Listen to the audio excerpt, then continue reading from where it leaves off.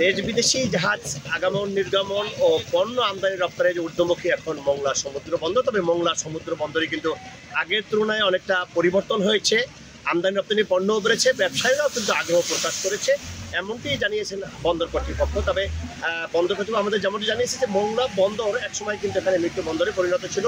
বর্তমানে কিন্তু অন্য অন্য বন্দরের তুলনায় এই মোংলা বন্দর কিন্তু সব দিক থেকে ঊর্ধ্বগতিতে দেখা দিয়েছে, কারণ এখানে আগের তুলনায় পণ্য আমদানি রপ্তানি বেড়েছে এবং জাহাজের সংখ্যাও কিন্তু বেড়েছে পাশাপাশি রাজস্বের সংখ্যাও। তবে আপনাদের দেখাতে পাচ্ছি যে মোংলা বন্দর কর্তৃপক্ষ আমাদের যেমনটি জানিয়েছে যে গত অর্থ বছরের চেয়ে চলতি অর্থ বছরে যে টার্গেট বন্দর কর্তৃপক্ষ দিয়েছে সেই টার্গেটে কিন্তু ফিল আপ করতে পারবে বা টার্গেট পূর্ণ করতে পারবে বলে আমাদেরকে জানিয়েছে যে বন্দর কর্তৃপক্ষ। তবে তারা যেমনটি আমাদের জানিয়েছে যে এই চলতি অর্থ বছরে এই 3 মাসে এখানে পণ্যবাহী জাহাজ এসেছে 189টি এবং কন্টেইনার হেল্ডিং হয়েছে 9,08,060টি পিউজ।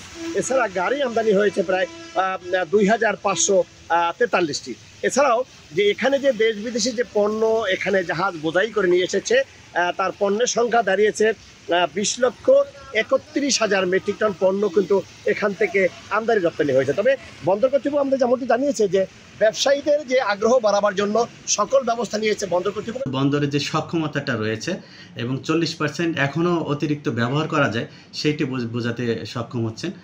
এছাড়াও অন্যান্য বন্দরে কিন্তু ট্যারিফ বৃদ্ধির প্রচেষ্টা চালু আছে, বাট আমরা কিন্তু ব্যবসায়ীদের স্বার্থে আমরা কিন্তু এখনও খুব পর্যন্ত ট্যারিফ বৃদ্ধির কোনো পরিকল্পনা গ্রহণ করিনি। ফলে ব্যবসায়ীরা কিন্তু আমাদের সাথে যোগাযোগ করছে, আমরা ব্যবসায়ীদের কাছে যাচ্ছি। তো আশা করি যে আমাদের যে টার্গেট এটি ফুলফিল হয়ে আমরা রেকর্ড করার দিকে এগিয়ে যাচ্ছি। ব্যবসায়ীরা কিন্তু অন্যান্য বন্দরের তুলনায় মোংলা বন্দর ব্যবহার করার জন্য আগ্রহ প্রকাশ করেছে।